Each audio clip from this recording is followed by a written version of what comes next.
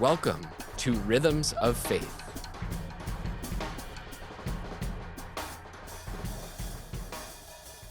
Thank you for being with us today. We're thrilled to be joined by Dr. Meghan Sullivan, who is the founding director of the Institute for Ethics and the Common Good, as well as the director of the Ethics Initiative here at the University of Notre Dame. Meghan, welcome to Rhythms of Faith.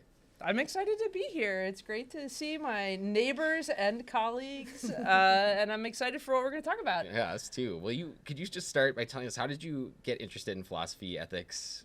How did you get on this path? It's a great question. Most of my undergraduates that I teach at Notre Dame, I teach a really big intro freshman class called God and the Good Life. And most of my undergraduates have never met a philosopher before they take my class. And actually, when I was in high school, I did know a philosopher. One of my very dear friend's father was a philosophy professor at UNCG. And I'm from Greensboro, North Carolina. If you told me when I was in high school that I would become a philosophy professor like my friend's dad, I would have said, absolutely not. You're crazy. Like, there's What were you going to be? Zero probability. I was going to be a lawyer. Okay. I was one of those kids. I did high school debate. I totally loved it. I really wanted to make a ton of money. Oh, wow. And so I was very, very excited about a career in law. And like all my high school teachers said the same thing. Like, this is the way that you're going. So I got to the University of Virginia, where I went to college. And my first semester went to my academic advisor and tried to only register for political science and econ classes, because that was, the path to legal glory. And I was a freshman. I couldn't get into like any of the classes that I wanted to. So he was really like scraping the barrel to try to find other options to talk me into. And he said, you did debate in high school? I bet you'd love philosophy. I bet you'd totally love it. I'm going to put you in an applied ethics class. And I was like, oh, whatever. Yeah, right. At that point, history was made. Within a week, I loved that class. My love for that class far surpassed any other subject that I was studying in college. I had declared the philosophy major by Christmas of that year. And I did something, my students tell me this too, and I laugh at them, but I had decided that philosophy was going to be my fun major. Like, that was the thing that I enjoyed that made my heart sing. Yeah. So I would double major and do the thing that I enjoyed, but then do the thing that I had to do because I decided when I was 15 years old that that was my destiny, which was to be a political science major and go to law school. And it wasn't until the summer between my second and third year of college, I did this internship, this pre-law internship. And I hated it. Oh, man. I hated every single minute of it. I still have the journal that I kept that summer, which reads like the journal of somebody who's in solitary confinement. Just like, how many more days must I be tormented? And I remember going back. I used to babysit for one of my philosophy professors, and I remember going back at the end of that summer. And it was the start of the new school year, and I was babysitting for them. And on the ride home, as he was dropping me back off, he was like, how was your summer? What did you get up to? And I was like, oh, my summer was terrible. Like, I got a foretaste of how I'm going to experience the rest of my life, which is as a lawyer, and I despise it. And he's laughing at me. He's like, well, why don't you maybe consider not going to law school? And I was like, this is really interesting. It's interesting when you put it that way. He's like, what do you really love? I love all my philosophy classes. And he's like, well, why don't you go to philosophy grad school? It seems like a very, sensible idea. It was just like the clouds parted. Wow. I just had this oh my gosh, it changed my life. Yeah. And here I am. Yes. Never looked back. It's so fascinating, too. I know so many people who are like this, who have this, like, really intense negative experience of something that they, like, think they're going to... I mean, like, that happened to me. This is, like, we talked about it in the first episode, but, like, I took and I do like ethics, I promise, at least a little bit. But choose your words carefully. I took a like scientific ethics course, and I was like, this is miserable. I don't want to do this anymore. Yeah. And it was one of the things. But I mean, like this negative experience thing, like giving you this sense of like, well, I'm not in the right place, So fascinating. I think I had not really learned, I hadn't really done all the discernment I needed to do in college. Like I was a really great student. I came into the university so confident that I had myself all figured out. And then I was very, very good at instrumental reasoning. So like, willing the means to my ends, I was like amazingly good at that. But I really had not figured out who I was yet. And I am so, so, so grateful. And I think about this all the time in my teaching at Notre Dame. I had some incredible advisors and professors and mentors that I encountered in college. I mean, I had an incredible family that guided me too, but people that really accompanied me, didn't laugh at me, maybe sometimes like pointed out the really obvious truths Sure. that were right in front of my face. And I feel so grateful for that, because that was the character development that I needed the first couple of years of living on my own and being a college student, in order to make some, pretty profound decisions that actually I look back now 20 years later, and I think I'm so glad that young woman did those things, because it enabled me to really flourish now. So I'm grateful. I'm grateful that people at universities get to play that role, and you guys do it for your students as well. And it's not just figuring out your career. A lot of our students think that's the most important thing they got to figure out. Right. It's not even close to the most important thing. Figuring out, like, what do you really believe about the world? What do you hope? What do you love? And we get front row seat to a lot of emerging adults making those calls. Right. Yeah. What can you say about like following your heart's desire? One other big change that happened for me my first year of college, besides discovering how much I loved philosophy, was that I came to faith. So I grew up in a family where just religion was not it was just not a very important element. They weren't necessarily like dismissive of it. We didn't read like Richard Dawkins around the dinner table or anything like that. We were just like nice people who didn't talk too much about religion. Are you saying Dawkins is not a nice person? I'm sure he's a nice person, but we didn't. I wasn't like formed Sure. into atheism or anything like that. But I hadn't really thought too much about those questions until I got to college, and then, inwardly the Holy Spirit, externally just being out in the world and asking all these questions about who I was and what I like longed for. I started becoming very, very interested and drawn to questions of faith. And my first year of college, I would just check out all the books in the library I could get about religious ways of life. So I didn't read like the Summa or anything like that. Kim's probably, distressed to hear this, but I didn't study any theology. I was extremely interested in like how religious people just like lived their lives. So I remember getting all these books about Orthodox Judaism out and just seeing like, what do you have to do to like, how do you wake up? What do you eat? I was fascinated by all these questions. My second year of college felt very curious and a very strong longing to visit a Catholic church that was near the dorm that I lived in. It was run by a bunch of Dominicans.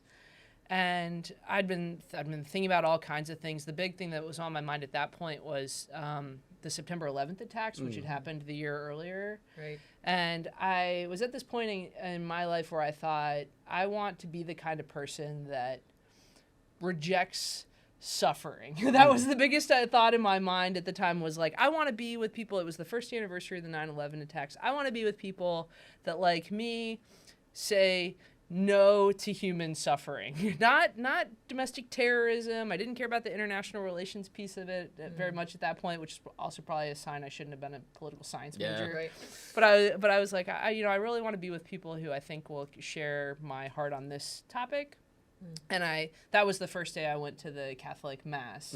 So I was like, I bet religious people are going to do something big today. This is going to be like, they're very, very good at remembering suffering and rejecting it. So I went to the Catholic Mass. It was a Wednesday or Tuesday. I can't remember. It was middle of the week. And it was a totally ordinary Catholic Mass, had, zero content that was at all related to 9/11. It was like a priest, 4 or 5 old ladies, and Meghan Sullivan wearing like our UVA hoodie. There we go. And I remember thinking, one, this was not what I expected. This is like, my theory is totally falling apart about what was going to happen here. But also just this like profound sense of this is what I was meant for. Which I didn't have any words to articulate at the time, but just thinking like, this was clearly the place I needed to be. This is where I need to go. It makes zero sense. But I started returning in the middle of the week to observe the Mass, because I had no clue what was happening. I learned to like stand up and sit down at the right times. And you do that for like 3 weeks, and the Dominicans, they're not silly. they're like, there's something's going on with this one. So then one of the Dominicans, like, you know, approaches me afterwards. I'm trying to like sneak out, and he's like, you know, is there something troubling you? Is there a question I can answer? And I shared a little bit about what I just shared with you guys, and then they're like, well, if you like, you know, you like Tuesdays, you should come on Sundays. Like, this is gonna be so much better. And that's where, and that also, you know, that was a big awakening for me. One thing that was weird, though, and I'm curious what you guys think about this, because you teach very explicitly about faith and about how to like do that discernment, whereas I did not have that at Virginia. When I did RCIA my 3rd year, and I formally entered the church my 3rd year of college. But I really didn't talk to any of my professors about that. Even professors I was very close to who were giving me like very, very profound advice on other aspects of my life. Yeah. That was something where I felt like I had to do it on my own with like with an assist from the Dominicans. Yeah. Yeah. And I regret that now. I think I would have saved myself a lot of torment in my 20s if I learned how to talk to people about my faith earlier on, rather than keeping it all. It's a hard thing hidden. to talk about, I feel like, you know? It's one of the reasons why I love teaching the undergrads is like I also was at a public university, and I really felt like my life was in 2 separate boxes all the way through college, and so there were lots of questions about biblical interpretation, about the relationship between church teaching and science and things like that I didn't feel like I had any grounds for asking them or anybody to help me through them. So being able to work with students that are like right in the middle of asking those questions, and to do those questions, like to talk about those things in a community instead of an intellectual community that's actually like affirms and enables you to ask really difficult questions. It always feels like, you know, I feel my younger self in that room as well. Yeah. Doing something that she needs. One of the things I find so impressive about what you guys do, and I don't think I would have had the courage to take your class when I was 19. I definitely wouldn't have had the courage to sing. I still don't. Yeah.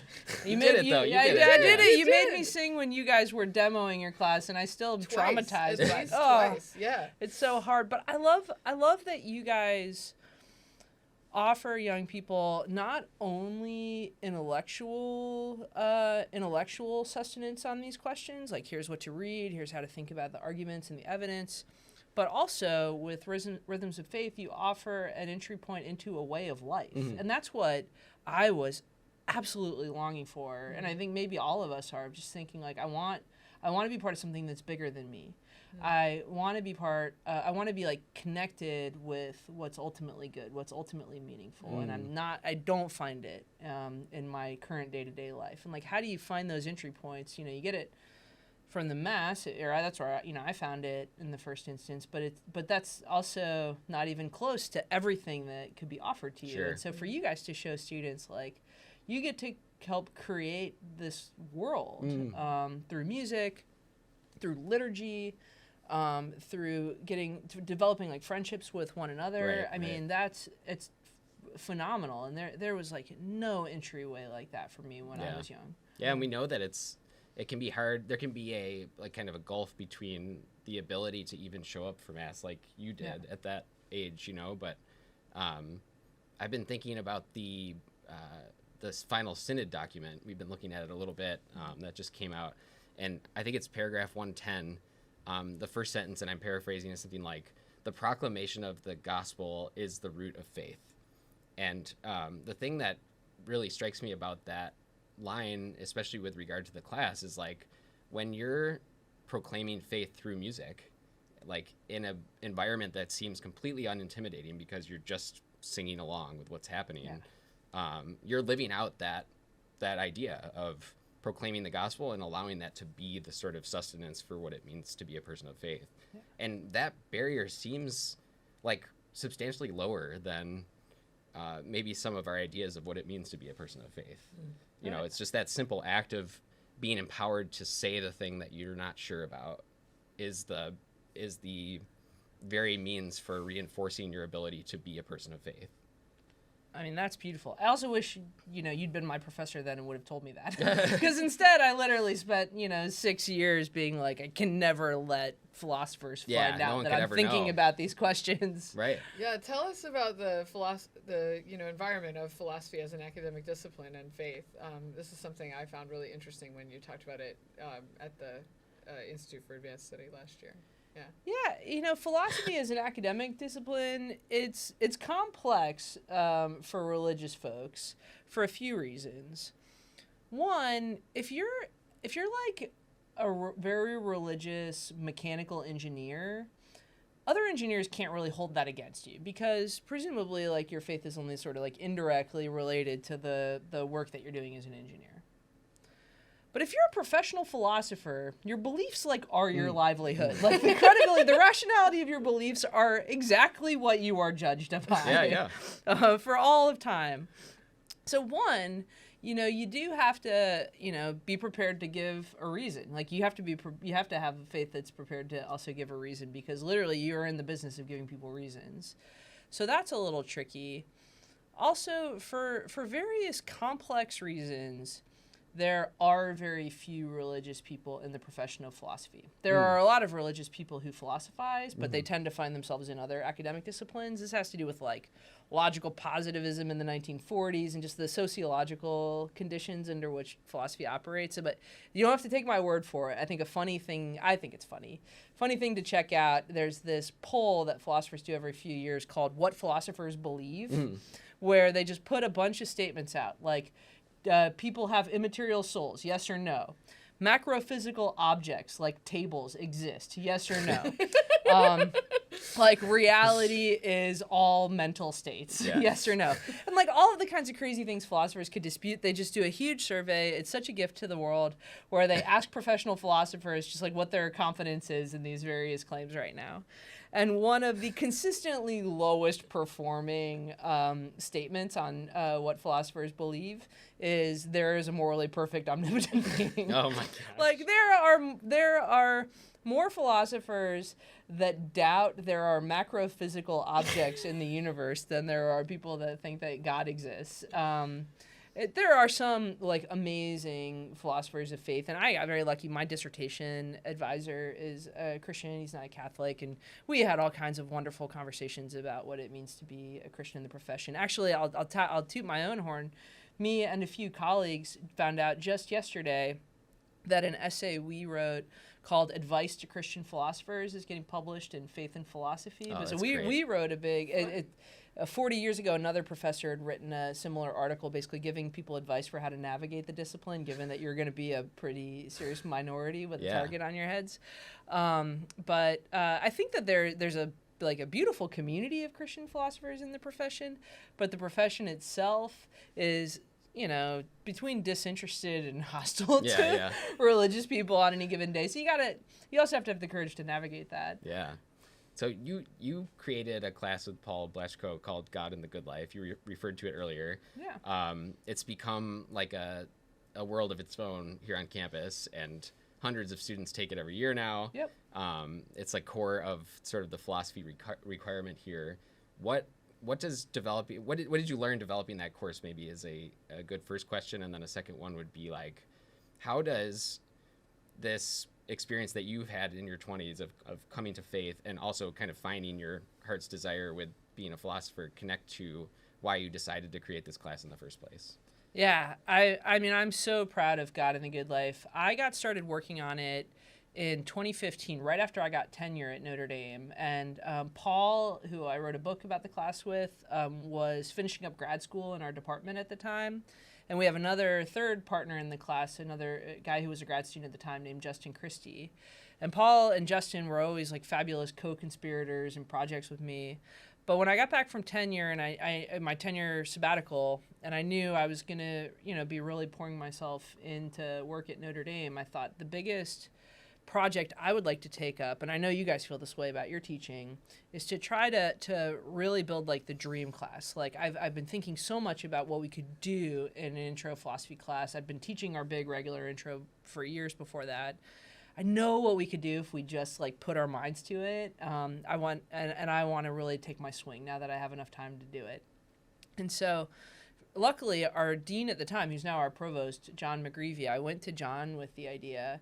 And he immediately saw the potential and did something that I now realize is pretty rare for a university leader. I mean, John gets pitched by some crazy idea from a faculty member every single day.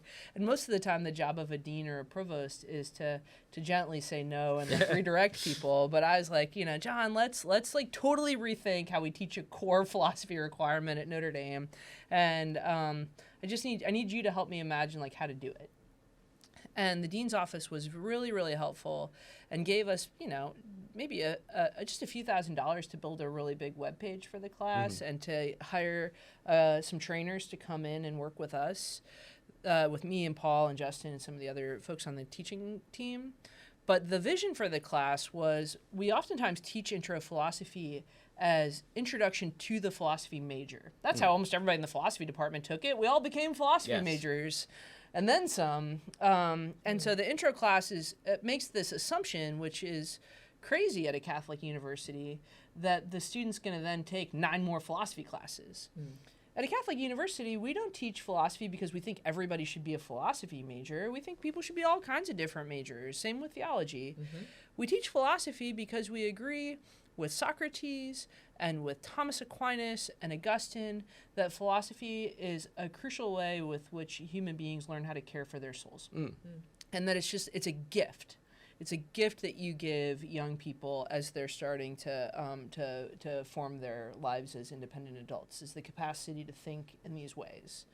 And so with God and the Good Life, we really decided to take that premise and run with it. So the course is designed around 10 really big questions about what do you think the goal of a human life is, the goal of your human life is.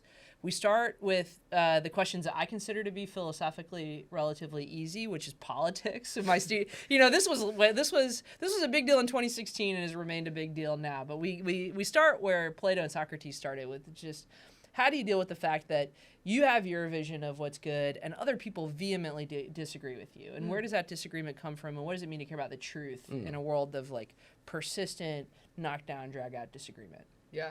That's the easy question. Then we do money. We do moral responsibility, which is an opportunity to also talk about sin and to talk about like where you fit in a world that's got a lot of suffering in it.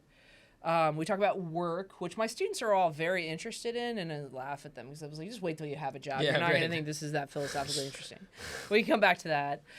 We talk about love and the good life, is one of my absolute favorite topics to teach on. And then they go away for spring break or fall break. I teach in the spring. And when they come back from break, the first half of the class is the good life, and then the second half of the class is God and the good life. So we introduce God to the mix. The sixth unit is just like what do rational people believe about God. God makes all the good life problems from the first half of the class both easier and harder. So it's kind of like the huge twist that comes in the midway. You find out Darth is Luke's father. And suddenly you just are like reading everything in a different way. Sorry for the spoiler. Sorry for the spoiler. And then we do leaps of faith. What does it mean to take a leap of faith in any context, in faith, in religious faith, but also in like business and relationships? We talk about suffering. We talk about the life of contemplation. So how much of the good life has nothing to do with what you do at all? It just has nothing to do with activity. And we talk about death. And that's where, and then we send them home. And they're like, go talk to your families for summer. That's great. But it's electric. And the over the 14 weeks of the course, the students each compose a philosophical apology, not a like I'm sorry for my philosophical beliefs apology, but a defense of the values that they hold most tightly, and like what philosophers would agree with them, how would philosophers trouble their views of the good life, what parts of their life have led them to have these convictions. And they work on this document, and they're meant to share it with their family, with other classmates, with us, obviously. And I'd say, every professor hates grading, but the opportunity to work on and read through these essays, which are oftentimes deeply personal, you really get to know these students, that is also a gift. Like, that's just so much more interesting than what I was doing before, which is like, grading a big final exam where they're just asked to sort of regurgitate facts about Kant. Yeah. I want to ask you about the Good Samaritan a little bit, because I know that you're actively working on something about the Good Samaritan, but it's also been something that's been like a cornerstone of my and Kim's class, because Really? Yeah, because we are trying to ask the students, what does the stuff that we're teaching you about in this class have to do with living a good life? Yeah. Right? Like, why does it matter to sing? Why does it matter to sing in community? Yeah. Why does it matter to create something with the end not being the purpose of your creativity? Yeah. And so what interests you about the Good Samaritan, and what does it have to do with like 2024? Everything. Dun. This is the parable of our era. Luke 10. Everybody just sleep with it under your pillow. I started about 6 years ago writing a book about why contemporary secular moral philosophers should pay attention to the parable of the Good Samaritan. And the concept of being a Good Samaritan, it's so ethically rich and important, and I think points the way towards a much bigger question, which is it still conceivable in the year 2024 to have love, specific interpersonal love, be at the very foundation of your ethical worldview? I think it is, but I also think, certainly in my community of philosophers, it's not often talked about. When you think about like ethical systems, the one that's most common, and the one my students all assume just is ethics, is this idea that ethics is a matter of maximizing good outcomes in trade-offs. So the ethical person saves as many lives as possible. The ethical person donates to the most efficient charity that they possibly can. The ethical person is like hyper-rational, actually very not emotional, like turns down their emotions, right, and just makes decisions using systems that deliver the optimal impartial results. And that is one ethical framework, consequentialism, utilitarianism, but that's certainly not the only way to conceive of ethics. And in fact, I think in the Christian tradition and in the Jewish tradition, which Jesus is drawing from in that parable, you have the love commandment. You'll love the Lord your God with all your heart, with all your strength, with all your mind, and you'll love your neighbor as yourself.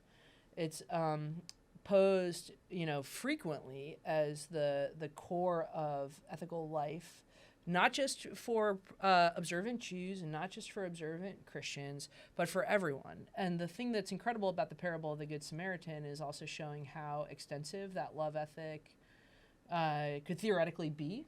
And so one of the areas that I really like to explore, and I teach my philosophy students how to read that parable like philosophers. So regardless of what their religious tradition is, to look and think like, this is as important as Socrates' apology when it comes to ideas that are introduced into our minds about what the purpose of our lives are. And I think, the parable asks this question: are we capable of loving a complete stranger in an extremely personal way, in an emotional way? We hear that the Samaritan was like moved in his guts to help the other man. He wasn't doing a rational cost-benefit calculation. He was literally his person, cried out for that other person. Can we make sense of this as being an attitude that God could command of us? Like, could even God himself command you, JJ, like, let your guts churn at the suffering in the world? I think these are profoundly interesting philosophical questions, and I also think they're deeply applicable to a bunch of questions that we're facing socially right now.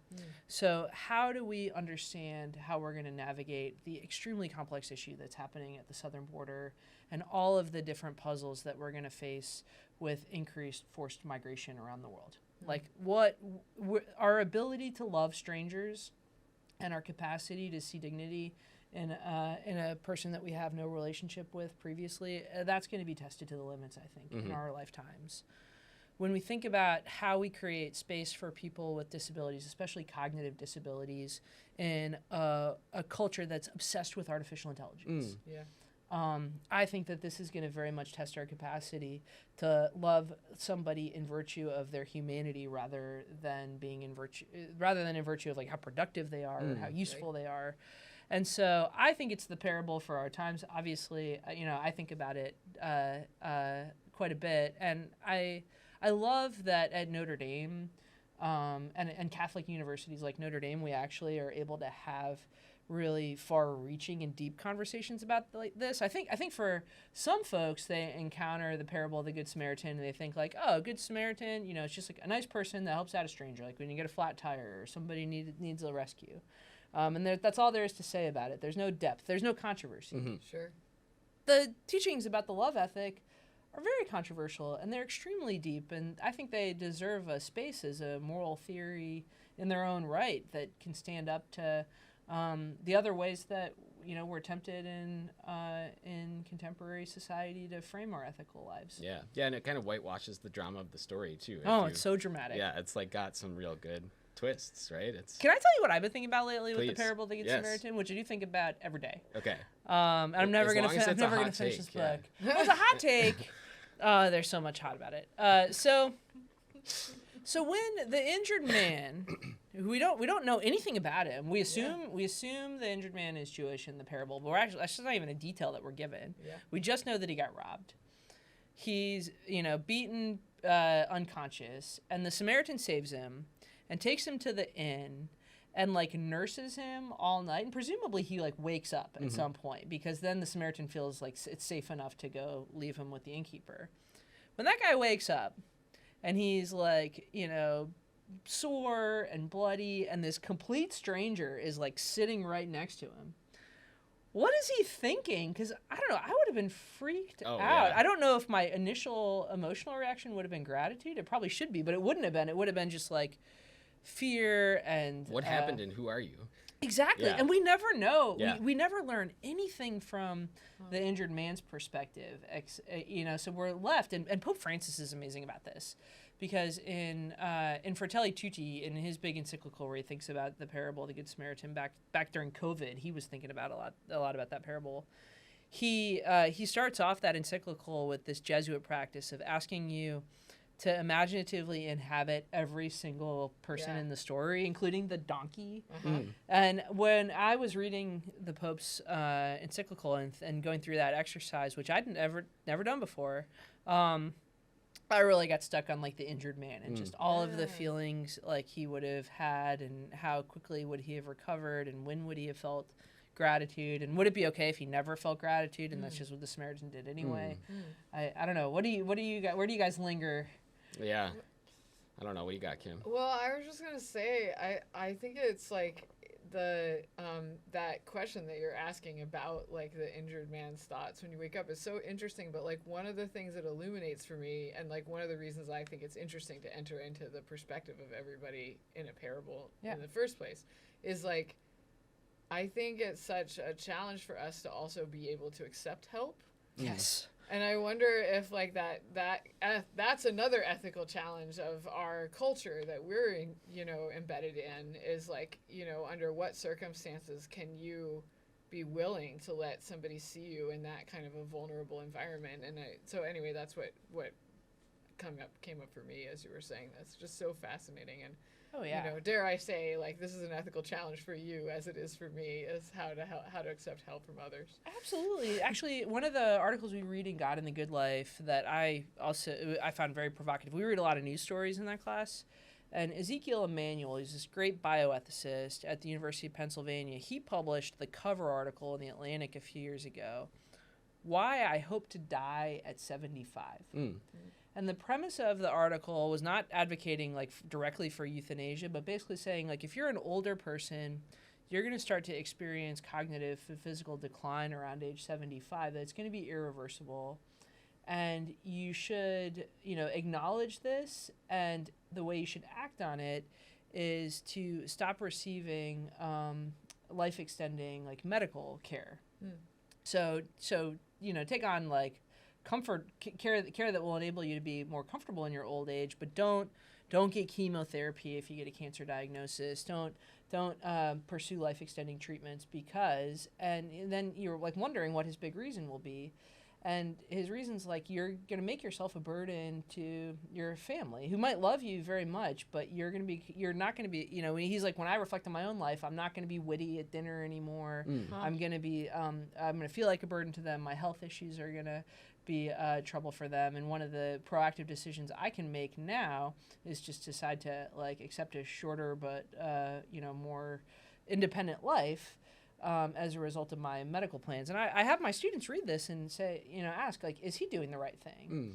And it gets into this, very profound question about how do we think in our modern culture about dependency? We're really against it. I mean, we're the biggest control freak culture probably it's ever existed on the face of the earth.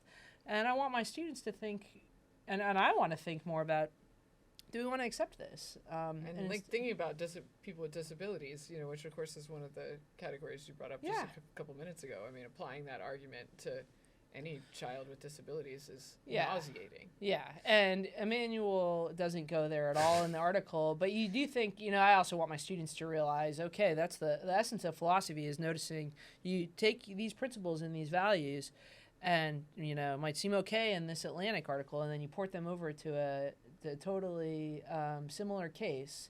Everything that matters morally is still present in that case, and you have a very different feeling. All right, now you got to figure out what your values really are. Yeah. So Megan, you do like these astonishing projects that are of great scale, and the most recent one being the Institute for Ethics in the Common Good, which was formerly known as the Institute for Good Study. You guys are honorary members of the Institute for Ethics in the Common Good, and now. we are so grateful for that and honored by that also. Permanently. Yes. Permanent members, 100%. But what can you talk us through like the thought process from like, I have this idea, and I think it could look like this, to like, all of a sudden now you're the director of this institute as well as the initiative that is part and parcel perhaps of the institute, although I don't know if I'm supposed to say that. Yeah. But the institute's like the engine under the hood for the ethics it makes initiative. It go, yeah. But like can you kind of talk us through like what is that like for you to be able to envision something like that and then to bring it into life? I mean, you feel extraordinary gratitude when it's working out. Yeah, I think one thing I counsel folks when they get involved with leadership projects or like trying to tackle big projects is you got to buckle up and you got to be willing to ride the waves, because sometimes you have periods where things are going really well, but sometimes you go through periods, sometimes long periods, where it's really not. And we had started talking about making a really big research push in ethics at Notre Dame even like 10 years ago, and it just kept like, you'd have the conversation, you'd write up a Google document, you'd show it to some people, and then you get told no. And then you just kind of put the Google document over here and carry about your business, but keep thinking about it. One of these, for these big projects or visions, you have to tend the fires quite a bit. I have been really, really fortunate. Like if a couple stars align, I say go for it. Number one, if you've got great collaborators and other really smart, really driven people, think, this would be amazing for Notre Dame. This would be great for the world. This would be great for philosophy if this came into existence. And with the ethics initiative, you guys know some of these folks there, and you're kind of part of the broader community. We have people like the staff in the NDIS, and people like John McGreevy and Father Bob and the board and our colleagues in philosophy and theology and across the university, who, when we said like, maybe let's just put a really strong focus on this in 2022, said, yeah, we totally see it. Like, sign us up. Like, how can we be a part of it? So that helps. If it's just your idea and you keep pitching it to people and they keep telling you it's dumb, which happens to me quite a bit, eventually you got to be like, maybe it's me. maybe it's just not a good idea. Well, maybe there's something to that though. I am curious about this willingness to hold on to an idea and to keep sort of cultivating it over time, even as you may be getting denied, to really steward it and help people understand where you're coming from. There's something deep about, I think, like heart's desire too, when you think about that. And that's one of the things that I admire about you the most, is that you're able to kind of, like same with God in the Good Life, right? You have this sort of far-reaching idea, and you stick with it long enough to help it come to fruition. And there's this trust in the people that you get to collaborate with, that they are going to help you with this. And maybe that's not even the right way to put it, that they're going to help you with this. You guys are doing it together, right? And it's this effort that you were able to help be a part of stewarding is just astonishing, I think. Yeah, no, well, that means a lot to me. I really appreciate it, because again, sometimes there are really hard days. You go through hard periods. There's always one variable that's off. You're either running out of money, or somebody's really angry at you and you can't even figure out why. Or you poured all of your heart into a specific project for 2 years and then it totally fails. Sure. So one thing, I think it's important to also celebrate with your friends when you're having one of these really good periods, because that's how you also store up your confidence for the harder times. I think for me, we started this this podcast talking a little bit about people that have helped us with discernment, and I think you don't just need that when you're in college. You need it at every step, and I feel very fortunate that I get to work alongside people at Notre Dame who are also really good at helping you see the deeper good in a vision or a plan, and not get either obsessed with the things that are actually not that important, which I'm very likely to fall into that vice of just getting like totally obsessed and angry about this one thing, which a month later I'll realize was totally trivial. Or to like lose faith or lose heart, just decide, become a nihilist, just saying like nothing ever changes, the system is totally stacked against me. So I feel very fortunate. I've got folks like you guys know Angie, who's our managing director for the Ethics Initiative. Oh my gosh, I talk to Angie every single day, probably twice on Sundays, or just like, is this a good idea or a bad idea? Am I the good guy or am I being the bad guy here? And have these, really vigorous discussions that are always at every step also helping continue to like form my conscience and form me as a person around these issues. And I don't know that you guys have, I'm sure you guys have had that experience, but you always are going at it with people who care about you and are focused on how you're changing. Yeah. I don't know, what's it felt like for you being at the very beginning of changing how theology is taught? Yeah, I mean, and that was actually one of the things I wanted to talk to you about, is kind of like, what did you see in the course that you were one of our, I really early adopter. And for me, you're singling, our proposal out and being like, yeah, I see a lot of potential in this, really made a huge difference for me, because I also like have lots of crazy ideas, and a lot of them go nowhere, right? And so I didn't actually know when we submitted this, like, is this a new way of teaching theology, or is this just another crazy idea? And the verdict is still out. Like, yeah, right. How do you ever know? No, I mean, I'm sold now. I'm sold. And, and it's the students that convince you. Yeah. That what you're doing is what you should be doing. Yeah. To me, like the sort of the ultimate, the ultimate thing has been to see the machine in motion and to say, they get it. They've got it. And it's doing something new. Yeah, I mean, I think for me, I even like have talked about this in the class a couple times, but like for JJ and I, we looked at the experience of like what's a Notre Dame undergraduate getting out of their education. It's such a fabulous place to work. The students are unbelievable to work with, and they really appreciate their education, which is a real tremendous gift in the classroom and not something that you can assume in every instance. But when we thought about it, we thought like one of the things that they're experiencing is this pressure to do only the things you're good at and to be seen doing only the things you're good at and never waste any time. This like tremendous, crucible of expectation that they were placing on every reckoned minute of their, lives, like waking or sleeping. And I just thought, like, how can you actually be a person? It's not even like, how can you be a person of faith? Like that like obviously is like what drives theology, in a lot of ways, is like kind of reckoning how do we experience faith and what does it mean? But even just like sheer like human level, how can you be a person if you're living inside this kind of pressurized environment. And so it was such a weird thing to do. I mean, we took a lot of, your enthusiasm because the structure of the course is so strange. Yeah. And what we're asking them to do is so different from what they're used to in ways that they just feel profoundly distrustful of and anxious about. Yeah. But we thought, what would it be like to create a class that gives you the experience of creating in a community and doing things that you're not good at because they're important, and doing them in ways that take time and are inefficient, and where the outcome might not be as good as it would be if we just sat down and had an AI do it, or an expert do it. But what is the value in having people do this even if they don't know how? I remember, I didn't know, I knew both of you guys kind of as acquaintances when you put in the proposal for the Signature Course Fellowship. But it's been just an incredible blessing over the last year to get to know you guys so much better as friends and as colleagues in the Institute.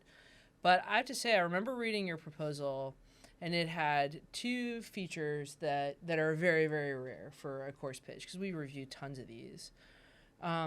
One, we get a lot of like big course pitch projects that someone, an institute director, a provost, a dean, or whatever has decided, a group of faculty committee typically has decided, there shall be a course on data ethics. and the committee decided it, and then they're looking for somebody to teach it. Like, they're not going to teach it. They're going to teach their other courses. Maybe one of them will, but like then we're kind of searching for someone who has the passion that the committee decided exists in the world.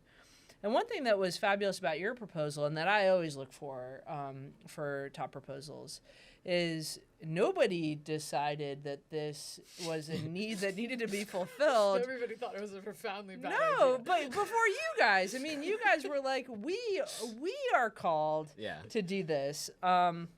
It's a personal project, and God in the Good Life felt this way for me. And nobody, the department, like, was kind of rolling their eyes, is like, don't mess with a good thing with intro philosophy.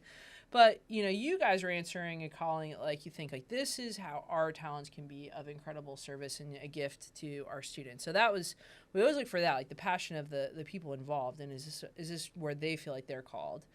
And then the second thing was when we read what you guys were intending to do. It made my palms sweat in a like nervous way. It was like, you're imagining this, and that's what you also want, that emotional reaction to the idea. And then it gets back. I don't know if I've ever connected the dots until our conversation today, but when I was 18, 19, first going to church, I wanted more than anything to find a way to be in that community, to be a part of it. And it was just, it's so confusing for me to figure it out and to feel like I'm on the outside. And it luckily, got all kinds of help, but like I still don't sing in Mass. And I still find myself oftentimes confused about, if you ask me to explain like what's happening and what it means, struggling for the concepts.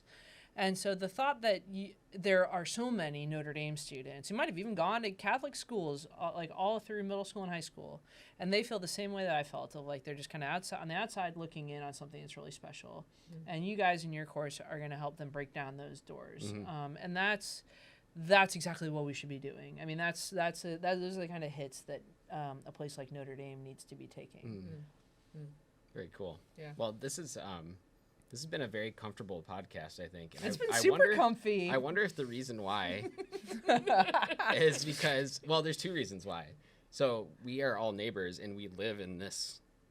We do live in this configuration, right? And the road's behind us too, so we're like facing the houses. Yes, incredible. Yeah. And then also, none of us are wearing shoes. None of us are wearing shoes today. In an act of profound solidarity. Yes. Exactly. Like the Good Samaritan. I wanted this interview to feel really grounded for you guys, and I do. I appreciate that too. Yeah, it's very important.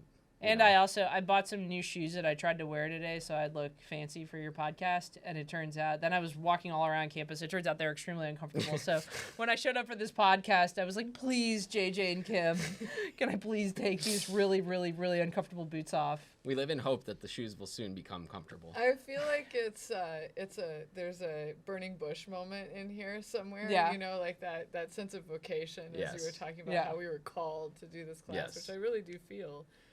But yeah, we've now taken our shoes off, you know, in the presence of the class or Yeah. something for the first Yeah, time. There you sacred go. ground. Yeah, there exactly. we go. So we like to finish each episode with a question about what if you were an animal or if you aspired to be an animal, what would it be? And I can't pick Homo sapiens. You could, You I can. guess. I Yeah, suppose no, you if could. I mean, I love being a All human right. being, but Hot take, yeah. But if I couldn't be a human, that'd be a cat. Because, man, cats have it good. Yeah? Cats, you know, they're independent, they're self-directed. I know we just There it talked is about how again. important dependency is, but, like, cats really get what they want out of life. Yeah. You can be like one of those Roman cats that live in communities. you know, Exactly. Yeah. And cats just always look Turkish so cats. beautiful and, like, nonchalant. Right. We always had cats growing up, and now I'm horribly allergic. Oh, no. So one of my biggest like desires, I pine to be a cat mom, but I just can't. Soon science might be I looking know. out I for you, cannot you know? wait to get myself a genetically modified Yeah. kitten. Hypoallergenic. I'm There we go. into it. Yes. If any of your listeners have any hot tips, Yes. email me. Yes. Very cool. great. Well, it's been a pleasure to have you on today. Megan. yeah. Thanks Such for a joining pleasure. us. Always a privilege. Thank yeah. you guys. I'm excited. It's always a pleasure to see what you're cooking up. Yeah. All right. Great. All right. And thank you also for being with us on this Rhythms of Faith podcast. We'll see you next time.